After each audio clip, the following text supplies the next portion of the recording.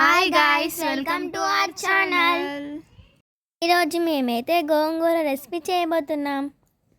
So ఇప్పుడు మనం దానికి సంబంధించిన ప్రొసీజర్ అయితే తెలుసుకుందాం. ముందుగా స్టవ్ ఆన్ చేసుకొని స్టవ్ మీద కడాయి పెట్టి ఆయిల్, జీలకర్ర, ఎండుమిర్చి వేసుకోండి. ఇంకా సాల్ట్ మరియు పసుపు, వెల్లుల్లి యాడ్ చేసి కలుపుతూ ఉండండి. ఈ తాలింపును మంచి కలర్ వచ్చే వరకు వేపుతూ ఉండండి. ఇప్పుడు మనం కడిగి పెట్టుకున్న గోంగూర ఆకులను యాడ్ చేసుకోవాలి.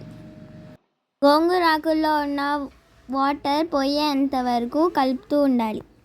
ఇక గోంగూర ఆకులు దగ్గర పడ్డాక మనకు టేస్ట్ తగ్గట్టు సరిపడా సాల్ట్ వేసుకొని మిక్స్ చేసుకోవాలి. ఆ తర్వాత స్టవ్ ఆఫ్ చేసుకొని ఆ మిశ్రమాన్ని అంతా గ్రైండర్ జార్లోకి వేసుకొని గ్రైండర్ పట్టుకోవాలి.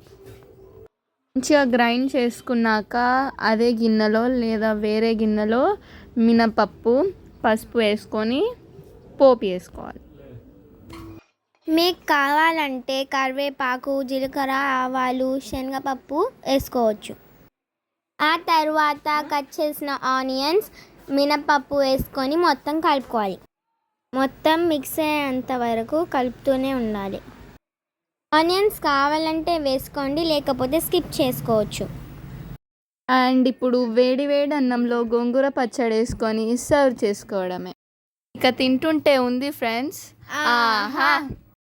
సో మీకు కనుక ఈ వీడియో నచ్చినట్లయితే please do like, share and subscribe. Bye.